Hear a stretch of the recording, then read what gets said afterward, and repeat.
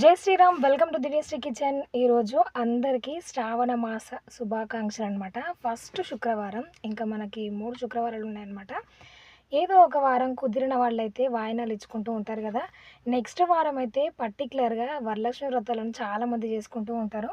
And కొంతమందికి ఆనవాయితీ ఉంటేనే చేసుకోవాలి అనేది ఉంటుంది కదా. నిజంగా చెప్పాలంటే నేను అదే ఫాలో అవుతాను అనమాట. మా పెద్దవాళ్ళు ఏం చేస్తారో మా ఇంట్లో, అంటే మా అత్త మా అమ్మ వాళ్ళు ఏం చేస్తారో, మా అమ్మ అనే కంటే కూడా మా అత్తమ్మ ఏం చేస్తుందో నేను అవే చేస్తా. అంతకు మించి ఎక్కువ చేయను. అట్లా అని చెప్పి ఆమె చేసే పూజలు కూడా కాదని నేను ఇంకేమి ఎక్స్ట్రా చేయను అనమాట. అందుకనే నేను ఈ అమ్మవారి వరలక్ష్మి వ్రతం అయితే నేను ఎప్పుడూ చేయలేదు. కాకపోతే ఆ రోజు ఒక 5గురు ముత్తైదువలని అయితే ఇంటికి పిలిచి పసుపు బొట్టు అయితే ఒకటి ఇచ్చి పంపిస్తాను. అంతకు మించి అయితే ఎక్కువ ఏం చేయను.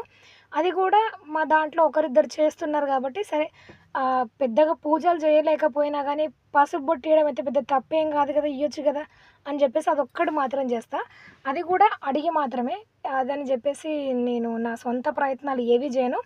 అదొక్కటే కాదండి, ఏదైనా స్తోత్రం అయినా కానీ, ఏదైనా పెద్ద పూజ కానివ్వండి, ఫస్ట్ ఇంట్లో వాళ్ళని అడిగి మన దాంట్లో ఉంది చేద్దాం, లేదు వద్దు, మనం ఏ పూజ చేసుకుంటున్నామో అది చేస్తే చాలు.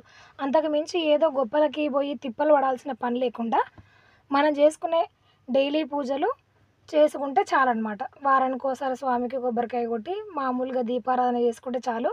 అందుకనే నేను ఎవరు ఏది చెప్పినా వినను. ఓన్లీ చాగంటి గారి ప్రవచనాలు ఒక్కటి వింటే చాలు, మన జీవితంలో గట్టెక్కొచ్చు అనమాట, పైకి రావచ్చు. ఇంకా వాళ్ళు వీళ్ళు చెప్పిన దాన్ని మనసులో పెట్టుకొని ఒకరు చదవమంటారు, ఒకరు వద్దంటారు. అవన్నీ ఎందుకు చెప్పండి, మన మనసుకి ఏమనిపించింది, కానీ అది చెయ్యొచ్చా చెయ్యొద్దా, ఒక పెద్ద మనిషిని అన్నీ తెలిసిన వాళ్ళని అడిగి చేస్తే తప్పు లేదని నా ఉద్దేశం. అండ్ నేను కూడా లాక్డౌన్ బిఫోర్ తెలిసి తెలియక చాలా చేసాం పూజలు కానివ్వండి, ఏ ఏ విషయాలైనా కానీ మనకు తెలిసిన పరిధిలో కొన్ని చేసుంటాము. అందులో కొన్ని తప్పులయి ఉండొచ్చు, కొన్ని ఒప్పులయి ఉండొచ్చు. కానీ వన్స్ తెలుసుకున్న తర్వాత మళ్ళీ ఆ తప్పులు రిపీట్ అవ్వకుండా చూసుకుంటే సరిపోద్దనమాట. నేను లాక్డౌన్ అప్పటి నుంచి కూడా చాగంటి గారి ప్రవచనాలు అంతకు ముందు నుంచే వినేదాన్ని.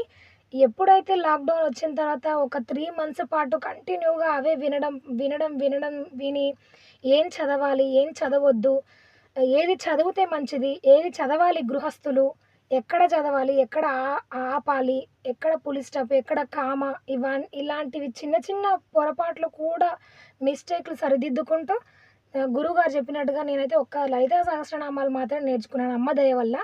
అంతకు మించి నేను పెద్దగా పెద్ద పెద్ద స్తోత్రాల జోలికైతే వెళ్ళను. నా జీవితంలో నేను గురువు గారి మాటలు పట్టుకొని నేర్చుకున్న స్తోత్రాలు 4 అంటే 4. ఒకటి కనకధార, ఒకటి లలితా సహస్రనామాలు, ఇంకోటి దక్షిణామూర్తి స్తోత్రం.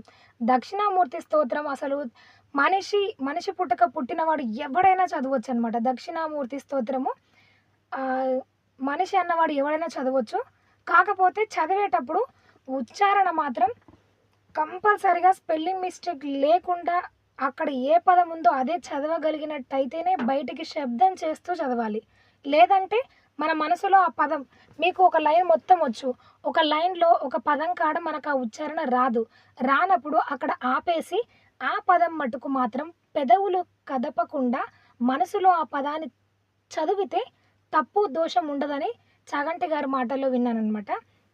అండ్ లలితా సహస్రనామాల్లో కూడా మనం చదువుతున్నప్పుడు ఫ్లోలో ఒక్కొక్క నామం మనకి తడబడ్డప్పుడు అక్కడ ఆ నామాన్ని మేము చదవమనమాట, ఆపేస్తాం.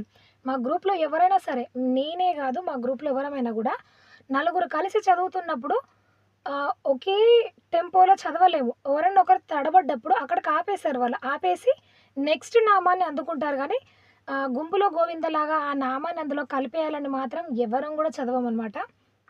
అండ్ అందుకు అమ్మ గూడా ఒప్పుకోదు. మళ్ళీ ఇంకోసారి చదవడానికి అమ్మ అవకాశం ఇవ్వదు. అండ్ అమ్మ దయ వల్ల నేనైతే లాక్‌డౌన్ తర్వాత నుంచయితే నేర్చుకున్నాను.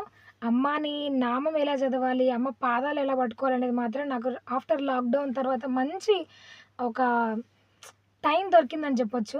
నిజంగా లాక్‌డౌన్ రావడం నాకైతే మంచిదే అనుకుంటున్నాను. కొంతమంది జీవితంలో లాక్‌డౌను ఒక రేంజ్‌లో జీవితాన్ని మార్చేస్తే, నన్ను గూడా నిజంగా ఒక రేంజ్‌లో మార్చిందని జెప్పాలి. ఒక ఒక దిశ నుంచి నన్ను ఇంకొక దిశకి నడిపించింది అని జెప్పాలి లాక్‌డౌన్ అయితే. నేను మాత్రం లాక్‌డౌన్‌కి రుణపడే ఉంటాను. లాక్‌డౌన్ ఆ 3 మంత్స్ ఆ పీరియడ్‌లో నేనైతే ఇంకా మనకి భక్తి ఛానల్‌లో ప్రతిరోజు లాక్‌డౌన్ టైంలో 6 నుంచి 7:30 వరకు మీరు చెక్ చేసుకుంటే ఇప్పుడు కూడా తెలుస్తది మీకు. ప్రతిరోజు ఒక స్తోత్రము విత్ తెలుగు లిరిక్స్ కింద ఇచ్చేవాళ్ళు. పైన గురువు చదువుతూ ఉంటే పక్కన ఇద్దరు, ముగ్గురు లేడీస్ మళ్ళీ రిపీట్ చేస్తూ ఉంటే వాళ్ళతో పాటు వాళ్ళలో నేనొకదానని చెప్పి కూర్చొని నేర్చుకున్న స్తోత్రాలు కొన్నున్నాయన్నమాట. అండ్ అన్నీ రోజు చదవలేము కాబట్టి ఒక్క లలితా సహస్రనామాలు లేదంటే కనకధార లేదంటే దక్షిణామూర్తి స్తోత్రం. దక్షిణామూర్తి స్తోత్రం గురించి చాగంటి గారు ఒక మాటల్లో ఒక ప్రవచనాల్లో ఒక మాట చెప్తారు. ఏంటి అంటే ఇద్దరు భార్యాభర్తలు వాళ్ళు ప్రతిరోజు దక్షిణామూర్తి స్తోత్రాన్ని అట్లా పారాయణ చేస్తూ, చేస్తూ, చేస్తూ వాళ్ళ జీవితం మొత్తం కూడా గడిచిపోయింది. అందులో భార్యకి షుగర్ వ్యాధొచ్చి కొంచెం నీరసంగా, కళ్ళు తిరిగినట్టుగా ఉంటే అది తెలుసుకోక టెస్టులు చేసుకోకంటే ముందే వాళ్ళ భర్త ఏం చేశారంటే పళ్ళు, పాల రసాలు ఇంకా ఏమంటారు గ్లూకోన్-డి అండ్ కొబ్బరి నీళ్ళు తీసుకొచ్చి బాగా తినిపించడం వల్ల ఇంకా షుగర్ లెవెల్స్ ఎక్కువ పెరిగిపోయిందనమాట. డాక్టర్ గారు ఏం చెప్తారంటే, "అసలు ఈవిడ ఇంతసేపు బతికుండడం చాలా గ్రేట్ అసలు. ఈమెకి చాలా టూ మచ్‌గా షుగర్ లెవెల్స్ పెరిగిపోయింది. అసలు ఈమె బ్రతికుండడమే నాకు ఆశ్చర్యం ఉందని" డాక్టర్ గారు చెప్తారనమాట. అండ్ ఆమె జాతకాన్ని తీసుకెళ్ళి ఒక గురువు దగ్గర చూపిస్తే, "మీరు ప్రతిరోజు దక్షిణామూర్తి స్తోత్రాన్ని పారాయణం చేయడం వల్ల గురుబలం పెరిగిపోయి మిగతా గ్రహాలు మొత్తం ఏమంటారు బలహీనంగా ఉండి గురుబలం పెరగడం వల్ల మీకు ఎట్లాంటి ఇబ్బంది లేకుండా ఇంతవరకు తట్టుకొనున్నారు" అని చెప్పారంట. అంటే ఇది కథలాగా అనిపించొచ్చు. కానీ గురువుగారు మాత్రం ఏది అబద్ధాలు చెప్పరనమాట. నేనైతే ఆయన మాటని బాగా విశ్వసిస్తాను. ఎవరి విశ్వాసం వాళ్ళది. ఇంకో విషయం ఏంటి అంటే, ఆ గురుబలం పెరగడానికి కారణమైన దక్షిణామూర్తి స్తోత్రం ఎవ్వరైనా చదవచ్చు. ఆ స్తోత్రానికి సమానమైనది ఇంకొకటి లేదు, లేదు, లేదు అని ఘంటాపథంగా గురువుగారు చెప్పారు. ఎవ్వరైనా చదవచ్చని చెప్పారు. అట్లా గురువుగారు చెప్పిన వాటిని మాత్రమే నేను చదువుతాను. అట్లా ఏవి పడితే అవి చదివి నేను నా చిన్న లైఫ్‌లో ఏవి చెయ్యాలో అవి మాత్రమే చేయాలి తప్పి, ఏదో ఆవేశాలకు పోయి, తొందరపడి గొప్పలకి వీడియోల కోసం పోయి ఎలాంటివి చెయ్యననమాట. అండ్ ఇది చెయ్యాలన్నా గూడా అమ్మవారి అనుగ్రహం ఉంటేనే చెయ్యగలుగుతున్నా అని నేనైతే నమ్ముతా. ఎవ్వరేమనుకున్నా గానీ, గురువుగారు చెప్పిన మాటలు మాత్రం నేను గట్టిగా పట్టుకొని గురువుగారు చెప్పినవే చేస్తాను. అంతకు మించి ఎక్కువ చేయననమాట. ఇదే అనమాట ఈరోజు వ్లాగ్. అందరికీ శ్రావణ మాస శుభాకాంక్షలు. మొదటి శుక్రవార శుభాకాంక్షలు. అండ్ వ్లాగ్ నచ్చితే లైక్ చేయండి. మీ ఫ్రెండ్స్ అండ్ ఫ్యామిలీ మెంబర్స్‌కి షేర్ చేయండి.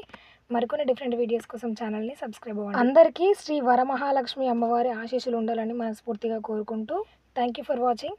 జై శ్రీరామ్. జై జై శ్రీరామ్.